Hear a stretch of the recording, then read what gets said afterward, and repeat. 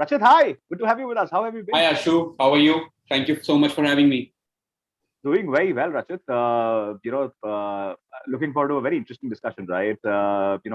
We've known each other for a fairly long time, right? But to be doing here at Asia Tech is always exciting, right? And always special when you're doing it with a friend, right? Yes. So I think yeah, that makes it a special and interesting conversation in that sense. And I think more importantly, right, with what you're doing, I think is just so much more needed, right? And the opportunity to talk about avenue growth, right, and discuss the nuances around building a very powerful product, right, for many businesses, right? I think yeah, looking forward to this discussion. Looking forward to, man. Thank you so much. So, Rachit, before we dive in, right, before we dive into talking about avenue growth, right, and all the great work that you're doing at avenue growth, right, I'd love to, a quick run through will be helpful, and from there we start. Sure. So, you want to talk about how we started Avenue Growth, or just about? You've been there, right, as a professional, right? You've been a serial entrepreneur Yeah. in many ways, right? So tell me a little about that journey, and then we talk about Sure. avenue. So, interestingly, Ashu, my entrepreneur journey started way back in 2003 when I was doing my undergrad in Canada. And Right.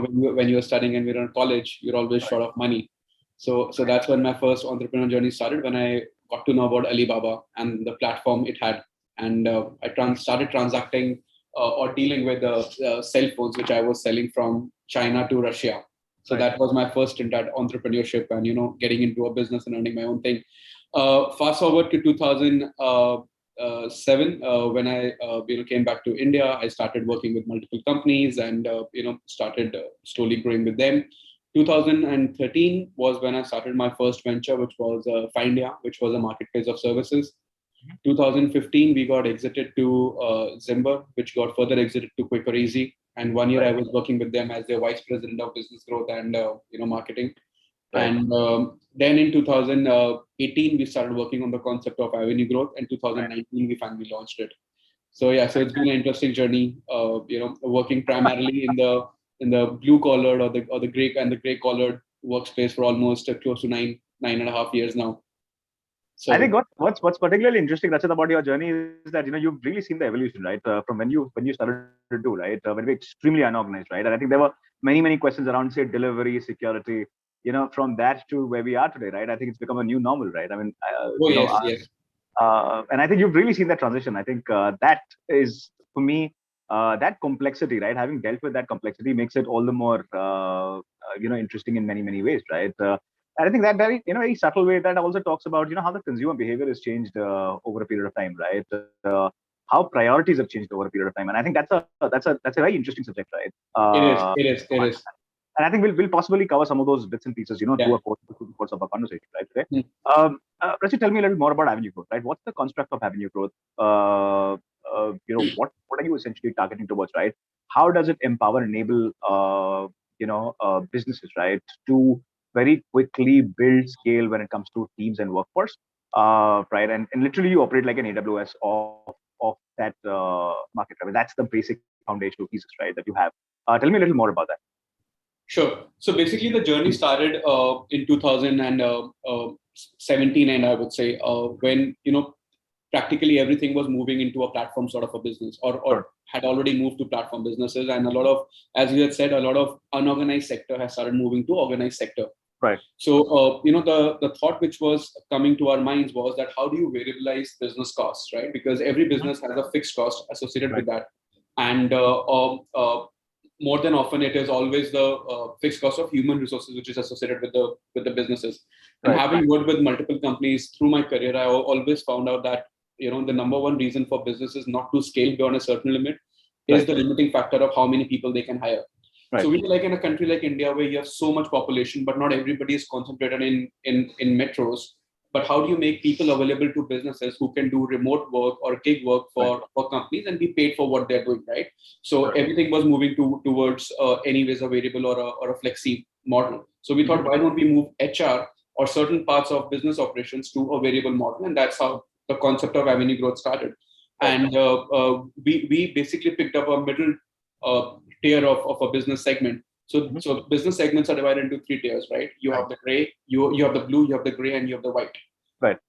So in India as a country, the population in the middle segment, which is the grey collar segment, is the largest. So grey collar segment comprises of people who are 12th pass graduates, or who have 1 or 2 years of experience, typically in sales, business development, on ground activities, and everything, which is basically the backbone of the Indian economy, which is the foot and leg work, right? So we were like, how do we empower those people in becoming giggers or getting extra earning opportunities, and businesses to use them. So that was the premise how Avani Growth started, and what we are now today is a platform which basically helps businesses to connect and work with a lot of remote workforce, which is on demand, which primarily ranges from customer care to business development to on-field sales to store promoters across categories. We as a platform not only provide people, but we also help businesses to monitor their tasks on the platform. So it's a complete work management platform which we have developed now. And basically, we operate in under two umbrellas. One is task-based, where companies come, they post their tasks. A task can be calling, a task can be vendor onboarding, a task can be KYC, or any of those business tasks which are quantifiable in nature. Others are where they want people per hour or people per day. So businesses don't want to hire full-time people because of compliance issues, ESI, PF, all those things, and it's for a short time. So they come to us, they hire people, and through the platform, they're able to get people and manage all their compliances as well. So in our short existence, we have already served close to about 200 plus clients, Indian and international clients. We are dealing with a workforce of close to 75,000 people right now. Present pan India, operating in all major cities, major towns, tier 2, tier 3, tier 4.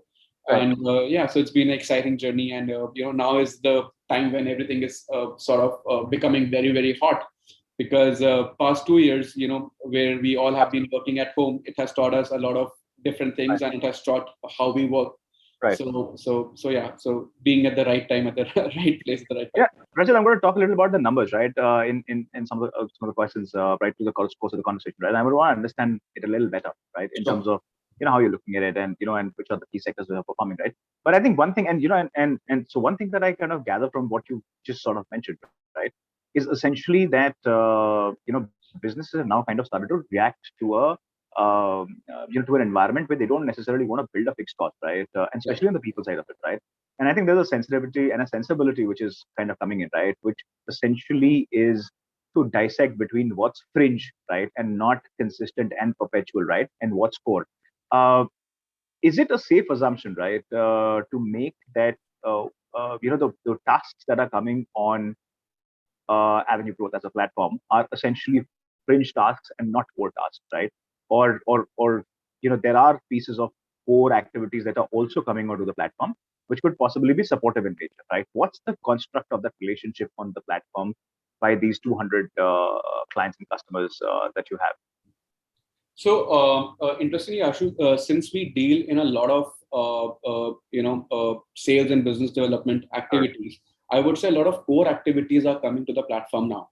So when I say core activities, I would consider sales as one of the corest activity of any business, right? Right. Totally. So what we are seeing that if a business is operating in a particular zone, to expand out of its zone or to acquire a larger client base, they are instead of investing their own hard-earned money into fixed sales teams without getting a return, they're investing now into variabilized teams who are working on different models. So I think, especially for a platform like us, we are seeing a lot of core tasks which are coming to us because we operate in that particular domain, which is either related to customer care or related to sales and business development, which is primarily the corest activity of any business. So so there has been a change. Earlier, we used to get a lot of pilot projects, but now we are seeing a lot of main hardcore activities being coming to us.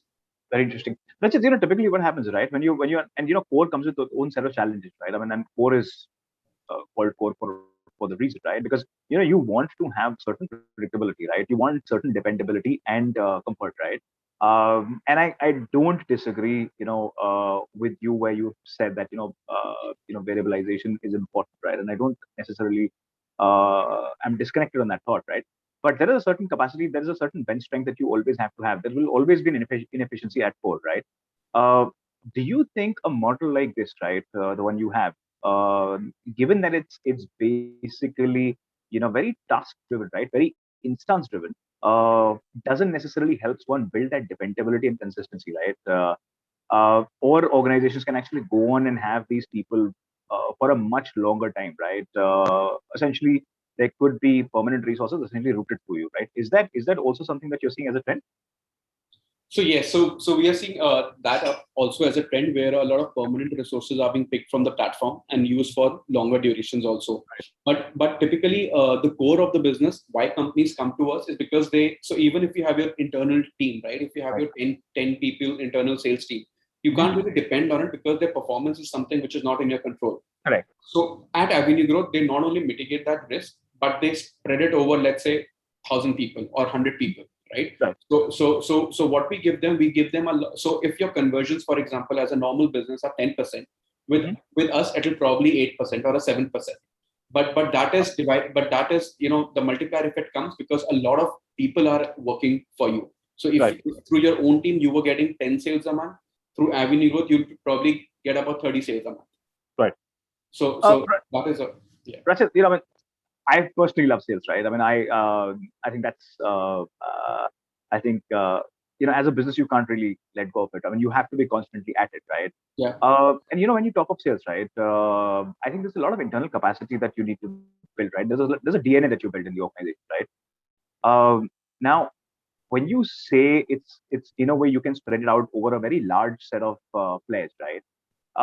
Do you handhold your customers and say clients on one side, right, and give them that leadership support as well, which essentially helps them monitor this team in a better way? Or how does this relationship work out? So Ashu, we have an enterprise sort of a system where we basically charge for a management where certain clients who are large scale clients who want a complete managed solution. We build them differently because that's a handheld solution which comes under our enterprise clients, where it's a customized solution given, and we assign project managers, and it's a purely handheld solution. But for a majority of our clients, because now we are a complete platform, they can come, they can sign up, they can upload their task, whatever they need to get. People on the other side are working on it, and they can track it on the system itself. So works both ways. What your business needs. Very interesting. Rachit, what are the numbers like, right? I mean, you mentioned about 200 customers, clients that you have, right? You mentioned about the existence across tier A, B, C cities, right? What are the numbers like, right? And how as a next question, right? I would love to understand how have you built this entire scale, right? Because as soon as you start talking about a tier 2, tier 3, tier 4 market in India, right? I mean, you're talking about a very complex environment, right? So it'd be lovely to understand that bit as well. So, like I said, numbers and how did you build the entire value chain across the larger part of the country? Sure. So, Ashu, on the managed side, currently we are serving about 200 clients. On the platform, we have close to about 1,100 clients, which are using the platform business of ours. Right now, we are dealing with 75,000 freelancers. So we call our freelancers growth specialists. 75,000 freelancers are present. As of today, we are present in close to 500 cities and towns in India. Wow. So the first action of a lot of people is that we don't even know that there are 500 cities and towns in India. So yes, and I'm not talking about pin codes. So I'm talking about individual cities and towns in India. So that's the kind of the spread we have right now. And interestingly, how we built it, because we always knew that we are building a people business, right? And the biggest moat for us is the people who are working as freelancers with us, right? Technology or anything cannot be a moat in today's time. So we built it from ground up, understanding their needs. What are they looking for? What do they want? Except for earning, except for monetary benefits, what are the other things they are aspiring for? How do we, as a company or as a platform, bring it to them? Because one of the things which we realized that when you're working for a platform, there is a lot of loneliness attached to it. So how do you build a community around it? How do you build aspirational things around it? And that is, I think, something which we have built successfully, because people are working with us for almost 2 years now, becoming full time with us, who are just doing our gigs, and now not only doing gigs for us, but also having their own teams where they have become sort of managers, having their own teams who are doing our gigs. So it's been a good journey, a good evolution, I would say. Interesting to see the changes happening. Very interesting. Rachit, I'm going to particularly talk to you about mindset, right? And when you talk to in India, when you talk to business owners, right? Um, of course, in MNCs, it's a very different culture, right? I think they're more aware. They are, the ability to sort of, try out new things is, of course, very, very different, right? And of course, there's constantly a cost optimization that, managers are trying to sort of build into their entire structures, right? But as soon as you start talking of, say, SMEs, MSMEs, which is a very large part of, the Indian entrepreneurial ecosystem, right? There's a huge mindset problem is not the right word, but there is, it's a difficult phase, right? It's a difficult point to navigate through, right? They want to essentially ensure that consistency, right? What percentage of your clientele is essentially in that category, right? And how did you land up, convincing them, right, in terms of adopting to a newer way of engaging workforce? Sure. So typically, actually, we deal with a lot of lala businesses, if I may use that word, which are typically run by families and in the second generation or the third generation, and so on and so forth, and even the new age traditional businesses which have come about. So one thing which is common is there has been a lot of what you were saying is that there have been a lot of touch and feel factor. कि मेरे को बंदा अपने सामने दिखना चाहिए, right? I want a person who's sitting in front of me.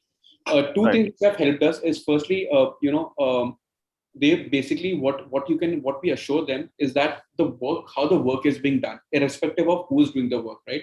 So if you give them the technology and the tools to monitor the kind of work which is being done, I think that is the biggest confidence which you can bring into a customer. Second sort of a confidence is that how are they representing the particular brand. So what are our training materials? How are we training them? What are our onboarding formalities? How is technology helping us do everything at scale? Once we give them a presentation about that, I think that's a second convincing skill which happens. And the third and foremost is that, since it's completely variable, right? They end up saving a lot of money and a lot of fixed costs associated with it, and they can grow much, much more faster. So these things combining together, and I think what we have seen in the past 2 years is that the mindset really, really changing from number of people to number of tasks, right? So and that's the reason why a lot of large HR companies have also partnered with us, because even their clients are saying we don't want number of people, we want these things to be done. So I think it's been a major mindset change. Everybody is looking for leaner businesses, for more scalable opportunities. But yes, I would say the business interest is at the core. So how do you protect their business interests? How do you understand that what are they looking at? How do you protect their overall likes and dislikes, and build a system around it? I think that's what Avenue Growth has all been about, and that's why we are able to onboard a lot of MSMEs and SMEs onto a platform which are now using us for more than one services. Interesting. Yeah, Rachit, a quick fun question, right? Which has been the area which has actually performed for you in a way that you never expected, right? I mean, of course, Delhi, Bombay, Bangalore, Hyderabad, right? These are the obvious ones, right? I mean, these are the first go-tos, right? I'm sure you targeted as well, right? But which are some of those areas? I mean, you spoke of tier 2 and tier 3 and existing across 500 cities, right? Which is that area that kind of surprised you in terms of how it sort of behaved? So one of our strongest areas which has come up is Jaipur. So parts of Rajasthan have come up very, very strong, and it's also to do a lot of what the background of people have been. So if you go to Rajasthan, right, people are very, very attached to the village or town where they belong to. Right. And if you're bringing them opportunities to work in their own towns and cities, they get very attached to the platform also. Right. So what we saw this as a trend, that people who are in Jodhpur, if you offer them a higher salary and tell them to move to Jaipur, they will not. Right. Because they are very, very attached to their roots. So these kind of people, they work very well on the platform because you're bringing them opportunities to particularly them. Then parts of UP have worked very, very well for us. Smaller towns, parts of Maharashtra, which are very, very small towns, have worked extremely, extremely well for us, which we never even thought. Sometimes it's very rare that we get people from certain towns working and we get a pop-up and everything. We actually have to Google the town that, where are these people from? Does it even exist in India? Right. So yeah, I think the internet penetration and awareness and the urge to earn money has all led to this. So yeah, it's interesting to see. That's absolutely phenomenal. Rajat, COVID has been a very unreal sort of an event, right? I mean, none of us anticipated it. None of us were prepared for it, right? And of course, it did the kind of damage that it did, right? But it also changed many, many things, right? It completely changed the way we think, right? And And like what you spoke of, right? I think especially in even the SME, MSME environment, right? The second generation, the third generation is thinking in a very different way about business, right? And they're really sort of talking about, um, engaging with workforces in a very democratized fashion, right? Like I said, right, very AWS kind of a manner where you can scale it, shrink it, right, depending on the requirement, depending on the seasonality, right? And I think they understand business at a very different level. What's the shift that you've seen around COVID, right? I mean, given that it kind of disrupted pretty much everything, right? Do you think this is a behavioral change across entrepreneurs, promoters, across the board, or do you see certain sectors doing better vis-a-vis certain other sectors, right? Which have absorbed the cost and they said that, we're going to possibly go back to corporate, right? What's your sense of that? So typically, Ashu, there is a sectoral bias to it, definitely. So Right. a lot of sectors which depend on a lot of permanent workforce to be there because it's a highly personalized skill. So, for example, a chef in a restaurant, right? You can't Right. variabilize that Sure. because otherwise the taste will change. Mhm. So barring those sectors, a lot of different sectors have completely moved to a lot of variable Right. things where they want work to be done and it's a repetitive task. It can be done with a certain skill set of people, and if A is doing it or B is doing it, is not really sort of a worry for them. So those are the things which are coming to us, and we are seeing a change, and I think the change is here to stay. Mhm. Because both from the employee side and both from the worker side, right? Because when you sort of have the same supply and same demand, then that's really when the things change. So even from the supply side, a lot of people are now opting for more and more earning opportunities, right? Right. So they're not saying कि यार मेरे को ना fixed job चाहिए. They're saying कि fixed job. Everybody saw what happened in the first lockdown. People got fired left, right, and Right. center. So they are saying I don't want a job. I want an earning opportunity. So Interesting. that has really been a change in the mindset of this thing. And when you collaborate both of them together, that is when a real disruption sort of starts happening. So yes, it's a change, and I think it's a change for the good. It's change for the long term, and it's going to be here. And it's pretty evident that we are seeing it talked about across industries. We are speaking about it. We are also then the new employment bill is about to come, which is talking about a lot about gig workers, platform workers, and everything. So Right. it is going to become a mainstream. It's just a matter of time when it becomes a mainstream. Very interesting. Rachit, and I completely agree with what you're saying. I think there's a huge shift, at least in the minds of the people, right, who've been fired. And I think, when you work long enough, I think you're anyway itching to start your own thing, right? Or at least get into an environment, where you can possibly increase the income of the household in many, many ways and not necessarily limited to one job, right? I think this is something which is accentuated uh, that entire, I think, mindset that Yeah. people had, right? And I kind of agree with that, right? Rachid, I want to talk a little about impact, right? Now, I think what you're really doing by kind of making these opportunities available is to create a huge impact, right? Where people can actually be employed and not necessarily be dependent on one job, right? Or the complexities that are involved in doing that particular job. Right? I mean, you can really sort of take up something as you like, right? As per your availability of time, so on and so forth, right? We're seeing a huge trend in, say, for example, delivery-related business, right? A bunch of other activities. Now, one thing which is possibly differentiated on in what you're doing, right, is that the diversity in jobs that are available is fairly high, right? Vis-a-vis very point-driven jobs, right? This is an environment which requires very quick, effective learning and development, right?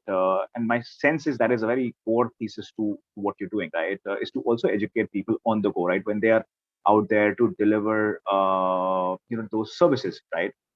As per the larger construct of the task that is assigned, right? Tell me a little more about that, right? I mean, how does that learning development happen, right? Is this an instance-based, task-based, focused learning and development activity, or is there a longer-term possibility as well that you created, right? Where people can actually learn about the newer ways of doing activities, newer trends that are emerging, right? Are far more aware, and it's a slightly more holistic development that you help them. Tell me a little more about that. Yeah. So Ashu, I think right now as an organization, we are spending a lot of our time and money and efforts on development of these people, right? So, how do you train them on particular skills, Right. enhance those skills, and how do you make sure that you upskill them, right? So, if a person is joining us today, let's say as for example, as a telecaller, Mhm. right? How do you show them opportunities in the Right. same domain, whereby doing certain skills development they can have an uptake of 30-40%. So for example, if I'm a Hindi telecaller, can I show them some English courses which they can do? And by becoming a English telecaller, they can start earning above 20,000 rupees. If right now I'm earning 15,000. So firstly, what we're trying to do is upskilling in the same vertical and then cross verticals. So what we are saying, hey, you have been a telecaller. We are tying up with these organizations, do these online courses, then you can become a software salesperson. Right. So you have to make the platform very, very exciting and absorbing for these people, because what we have seen that unfortunately in India, 90% of the people don't really know what they want to do and how they want to progress in life. So if as a platform you can educate them, bring them, become a part of their growth journey, I think that's what we are aiming towards being, and we are actually developing a lot of technology around it.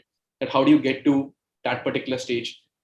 Make sure that the training, development, learning, everything happens online, and they can see a growth in their career path through the platform. That okay, after 6 months I'll be eligible for this course. Then these are the opportunities which are there for me, and so basically skilling, giving them opportunities, and showing them where they can head next is something what we are building on the platform. Very interesting. Rachit, that also leads me to my next question, right? I mean, there is what is the incentivization mechanism that you have, right? I mean, is there a career path that you give to these guys? Well, of course, they're essentially focused on doing gig work, right? And very task oriented relationship that they have, right? Is there a long term incentivization plan that you have with them, saying that you've achieved A in say whatever period of time, right? You get something extra, right? Or your possibility of earning, for example, increases, right? Or your hourly wage rate increases, right? Is there some sort of a yes. So yes. So that is something which we are very proud of also. What we built. So there are two. I would divide it into two ways. Sure. So first is the instant sort of a go-to path for them, and second is the long term. So in the long term strategy, obviously there is a career plan for them where they show where we are showing them that where they are starting, where they can go, and what they need to do to reach to that particular stage, and what that stage entitles them to be. So first is the recognition. So for example, if he's starting as an associate, he becomes a senior associate. With becoming a senior associate, he gets more commission, he gets entitlement to insurance, to educational discounts for kids, to other benefits and all that, so on and so forth. So he knows a career progression path. Right. The starting thing, which is very, very interesting. And so we always believe as an organization that, you should give the people the power of how much do they want to earn. So, and that is something which we are, which we have built successfully, because one thing which we are totally against is not let a resume decide what your worth is. Right. You can decide yourself what your worth is. So on the application, we have a system where the growth specialist who's coming on board fills in actually how much he wants to earn that month. And based on that earning, we suggest him the projects, we suggest him the task, and it's monitored daily. As soon as he uploads something, the graph moves that he is so much closer to his goal. And we keep showing him that you need to do these many more activities to reach to your target. So we have actually built an environment which is of self-motivation and self-governing, where the person is excited about how much he wants to earn and what he wants to do, and we are giving him the tools and mechanisms to sort of reach there. Very interesting. Rachit, what you mentioned is absolutely amazing and heartening, right? But also what it highlights is a standardization question, right? Now, typically in a work environment, you need a certain standardization, right? In terms of who you're going to engage with, right? And of course, once you've done that, then you can kind of very clearly understand the output, right? And the efficiency and inefficiency that are there, right? But I think that with what you are saying is essentially that this is like a self-discovery platform, right? Where people can actually come in, they can discover themselves, saying that this is where I stand and this is how I can grow, right? Now, what happens to the standardization that organizations look at, right? In an environment like that, how does the platform solve for that issue? And it's a fairly complex issue, right? Especially when you want to deliver same quality of service, right? Same quality of experience, which is becoming now so much more important, right? How do you take care of that, right? Sure. So, Ashu, all the projects are matched to the freelancers based on their current skills and levels. Okay. Right. So once you come on the platform based on your current skill and projects, you're shown the projects which you can currently do. Mm-hmm. So only those projects are given to the freelancers basis which are matching their current skill sets and their current experiences. And also we have a rating and review system on the platform. So if somebody is not able to perform well, if the brand is rating them red stars, then after 3 red stars, they get barred from the platform. So we have built all those sort of mechanisms to make sure the platform is, the sanctity on the platform is maintained, and the work which is being delivered is of the highest quality standards. Also, we have a lot of AI-driven technology at the back end, which checks the work which the freelancer is doing. Right. So anything which is uploaded on the application goes through certain stages of automated QC or quality control, and then only it gets displayed to the thing. So we have done all those checks and mechanisms to make sure, right from allocating the right project to the right person, to making sure that he's doing the right work, and technology to make sure that the work which he has done is of the right standards which the client wants. Very interesting. That's it in this case, right? I mean, how does the business model work, right? Uh, I understand the client side of it, right? Where they, kind of, they have, they can assign a task, right? They can define and assign a task, right? But on the supply side, right? I mean, will Avenue Growth and actually decide the price, saying that, this experience, this amount of time required, this task, right? This is the price, or, does the gig worker has the flexibility on deciding his or her own price? No, so actually the price is decided. So we act as a complete platform. So the price is decided by the brand or the client. And how much they want to pay either per hour or how much they want to pay per task. What we are building right now is something which is called a price suggestion, because a lot of times people don't know what the price they should quote, and they not 90%, but 100% times they quote a lower price, where they will not get a skilled resource, right? So what we are building is a price mechanism based on city wise. That okay, for Gurgaon this is the price, for Bombay this is the price, for Patna this is the price. And based on that, they can choose the price. We as a platform take a commission, and the gig workers are shown the net, which is going to be paid out to them. Very interesting. Rachit, there's a huge conversation which is happening around women empowerment, right? And I at least I'm a very, very strong supporter of that entire movement, right? I very firmly believe that, there has to be a lot of financial independence that has to be brought, right, for women. And I think gig seems to be a fantastic opportunity, right? We can literally sort of pick and choose, given that they have other priorities as well, right? I mean, they're the key caretakers in many, many households, right? And they really can't do it with their responsibility.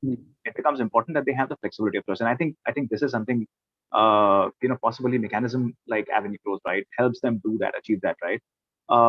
What has been your experience, right, in terms of, women's participation on the platform, right? And is there a surge where you see certain activities where, women doing extremely and exceptionally well, say vis-a-vis their male counterparts, right? Is there some sort of is there some sort of a sensitivity that you've kind of built into the platform, which are very, very focused towards women specific activities, right? Tell me a little more about that. Sure. So yes, Ashu, we also believe a lot of in having a lot of women on the platform, because when you have financial security, it makes you stronger and more independent. So that has been always a philosophy, and we even tied up with government of Haryana last year, and we are working with them in having more and more women from the state join our platform and become self-independent. So that has been always the one of the thesis which we drive the business at. And yes, there has been certain sectors which are more this thing. So anything to do with the calling profile, for example, right? That is done very, very well with women, because they have more convincing power. They can anything to do with quality control, quality checks. Those are the things. Those are the tasks which are done by women very, very well. So typically, whatever they can do sitting at home or being at home are the tasks which are given to them, and they are able to do phenomenally well. And we have seen the kind of work which women do on the platform vis-a-vis to their men counterparts or male counterparts. The quality is far more superior. The errors are much less, because they do a far better job than everything, because they have a lot of sincerity towards what they are doing. So anything to do with in-house work or work at home is something which women are really, really able to drive on the platform. Fantastic. And is that a trend nationally, or is that a trend in certain markets that you are seeing, Rachit? No, so I think that's a trend nationally, which we are observing right now. Very interesting. Rachit, I'd love to talk to you about Bharat, right? I mean, Bharat is an extremely there's a huge narrative which is being built around, right? And there are very, very many conversations actually happening around Bharat, right? And the possibility of Bharat, right? Now, as soon as you start talking about Bharat as as a region, right, that can be catered, and the next big massive opportunity that everybody wants to sort of bite into, it's a fairly complex environment, right, to kind of operate in. A lot of regionality comes into the entire scheme of things, right? I mean, a solution A which possibly works for a market like Bangalore might not necessarily work for, say, a Panipat in Haryana or Sonipat in Haryana, right? It just is a very, very complicated ecosystem, right? How do you read that, right? Because businesses' aspirations are kind of growing, right, to cater to customers and clients in these areas, right? How are you helping them understand these regional complexities in a better way, right? And how are you sort of ensuring that the result and output is essentially very consistent, right, in line with their expectations uh, to cater to this particular region? What's your sense of that, right? And how Yeah. are you helping So, so Ashu, as you said, I completely, 200% agree to that. That India is made of many, many, many, many, many Bharats, right? that? Right. And in my opinion, after every 25 kilometers, there's a new Bharat, Sure. which sort of comes in, and with its own challenges, with its own this thing. But one thing which is common in Bharat, I would Right. say, is a high aspirational crowd, Mhm. right? Where people are aspiring to do better, where people Right. are aspiring to achieve more, because they are really coming from places or situations where they have not experienced a lot of things. Mhm. And now if you can bring them opportunity, so just imagine, right?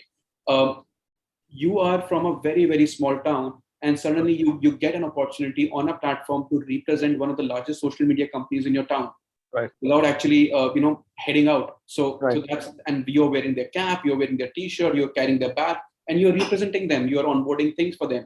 So that's a not only a very high but it's a extremely good feel good factor for that particular uh, men or women who are doing those kind of jobs in their Right. cities. So I think Bharat is very aspirational. I think it's going to be. It is already becoming the next big thing, because what I've seen in cities, in bigger towns, people are becoming very content with what they are Right. doing. Right, Right. there is a lot of hunger which is untapped in smaller cities, and Right. these people understand the local nuances. Right, they Mhm. understand Right. what they understand the thing. So I can't go to a smaller city or town and convince the shopkeeper to use my particular product, because I don't even know what challenges he or she is facing. Right, Right. but once a local guy goes to a particular business and convinces them about a product, there is a lot of authority which comes with it. There's a lot of Right. trust which comes with it, and there's a lot of knowledge which comes with it. Why should they do it? So I Right. think, and that is the sense which a lot of clients which are wanting to enter the tier three and the tier fours are understanding, and that's the reason why they're using gig platforms now, because gig can actually give them a sort of a pathway to enter into these diversified geographies where they get local talent who understands the problems, and also understands the solutions, and it's bridging them. So I think very interesting things to watch what's happening in the Bharat uh, today, and how platform companies like Avini Group are sort of bridging that gap. Very interesting. Rajat, what are the next 2 years like, right? And I'm sure there's just so much more to do, right? I mean, I think India is a fairly fragmented market in many ways, right? And I think it's going to take a fairly large amount of a long time, right, to really fill in those gaps. And I think gig is actually the perfect way to do that, right? And especially for organizations to grow, right? So what are the what are the next 2 years like, right? In line with that, right? What is something which is what are the things that are keeping you awake, right? And your team extremely agile, sharp, right? And uh, at an aspirational level, what are the next 2 years like? So yeah, basically what we are building at, and what we are aspiring to be, is how do we Right, become an Ola for jobs or Ola for right, work, right? Where companies don't even have to think about hiring people, sure, where they just are outsourcing the task, and it's being done remotely by super duper talented people in the right, most cost effective manner.